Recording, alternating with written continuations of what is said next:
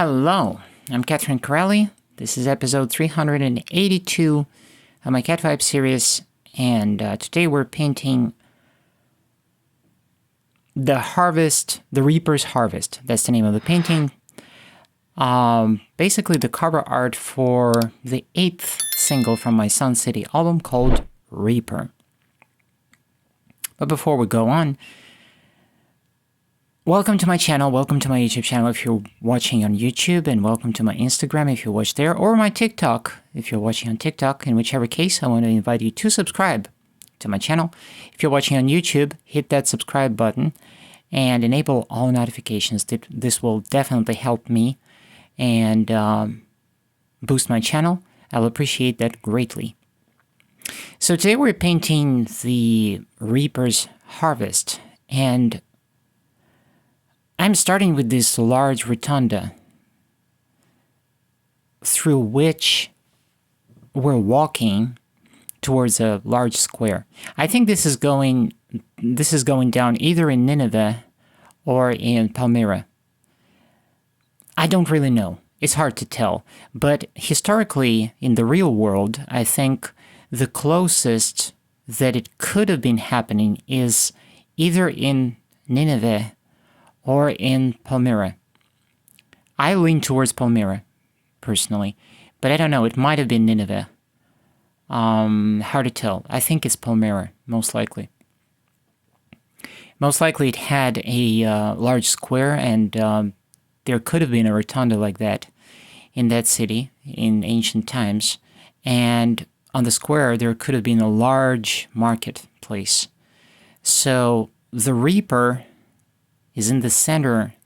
He's not in the center, he's in that square, he's somewhere in the back, and he's towering over a crowd of people who are dancing and cheering and drinking and enjoying themselves. And the scene is all brightly lit with sunlight. It's close to midday. It's either just before midday or it's a little after midday, but it's pretty damn close because the sun is very high. It's shining, beaming through the scene. But because we're walking through a rotunda, or a series of rotundas, some structure that includes a rotunda in it. So we're kind of looking from the shade at the whole scene. Now, because I'm moving into this painting on the coattails of my previous two portraits, I'm deliberately not taking the same path that I took on Sweet Like Rose Petals with those three figures, because I feel that I kind of overdone that painting. I want it to be more loose. I want it to feel more free. And so in this painting, I'm deliberately being more relaxed. It's very deliberate. I'm neglecting details deliberately. I'm not focusing on even the consistency of the columns. The right one is obviously a little thinner than the left one. This would not be the case in real world because it appears that the real remnants, architectural elements from the ancient world indicate that they have been basically pretty consistent with the size of, a grouping of columns. They would make them either from the same material or they would use the same measurements, and so they would be fairly consistent. Not in my case. I am deliberately just neglecting that to such an extent that I just, whatever, they're inconsistent. That's fine. That's not the point. The point is the mood of the scene, the lighting, and what's going on in the scene. That's the most important part. And the horror of this scene unfolding in broad daylight. That's kind of the point. And I'm not going to disclose what exactly is going on until the single drops. I don't want to spoil anything for you. when the single drops and you look into the lyrics, you will realize what's going on. And I will give more detail when I get to the book. And when I return with another series of paintings dedicated to the Sun City story, which I will do later, after I'm done with the first series, and I will be a lot more graphic, I will be a lot more explicit, and I will be, I think in a lot of ways, it's going to be a lot more, it's going to be a lot more disturbing. It's going to be a lot more animalistic. It's going to be a lot more unbridled. I think the word unbridled is what I'm looking for. Because with this first series of paintings, I'm being almost deliberately more tame. I'm trying to contain myself. There's a lot of brutality that's going on in this story. There's a lot of explicit imagery,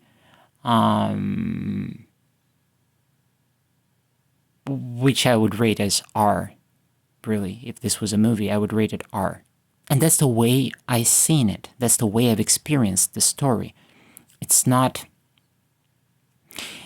that I'm trying to, or alleging that I'm going to deliberately just, saturate the colors just for the sheer fun of it. No, I want to match in my depictions the intensity of what was going on in the story. So on this first series of paintings, I'm almost deliberately being tame. I'm holding myself back a little bit. And I'm also dipping my toes. But this is not, I can't be prudent with this story. I can't be too contained. So it is what it is, I think it kind of plays into my hands, into the idea of this chapter, The Reaper. I think it's going to be called The Reaper in the book, and it's called Reaper, the song.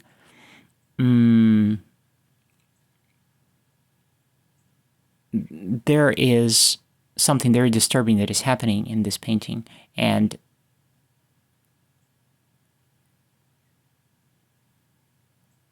the very idea that I'm depicting it in a rather restrained fashion plays into the concept. And you will get it when you listen to the song, when you read the lyrics. You will get it, what is particularly disturbing about this. But going back to the painting itself, and the technicalities of it, it had to be very warm, because it's probably close to the center of this city, of this ancient city. I think it's Palmyra, most likely. And I'm trying out a few new things here in my painting, which I think I want to double down on this looking forward. And I'm thinking of ways that I can employ this technique further on. What I'm talking about is basically scratching out some paint. So first I'm applying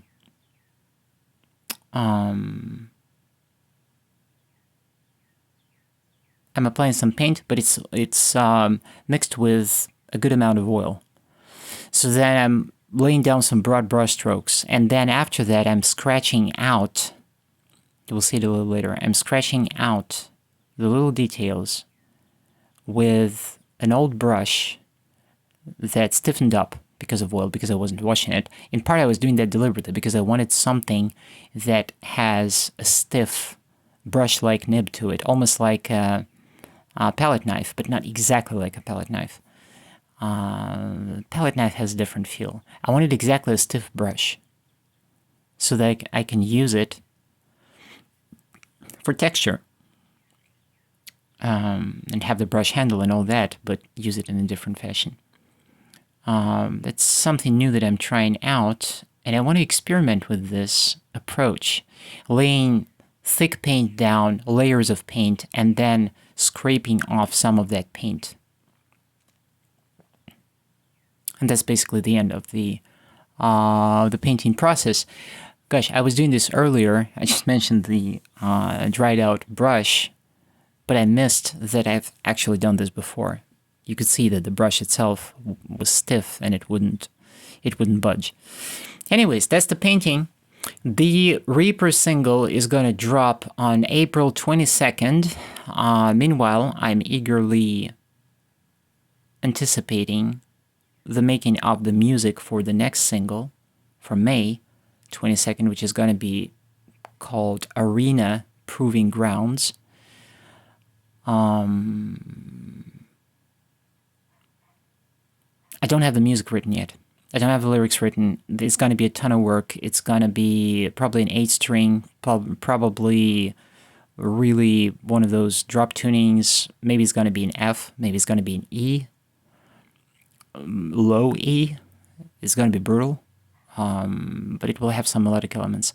That's kind of how I see it. And it's going to be pretty heavy. I think of it that way. That's all I'm going to say for now. And I have a very busy spring. With that being said, thank you very much for being with me. Thank you for watching. Don't forget to check out my Etsy store. I will be publishing new updated images of my older works now that they are getting framed gradually. And I will eventually start uploading some of my other works which are on the back burner as of now. They're not published. So with that being said, thank you very much for being with me, and until next time, ciao.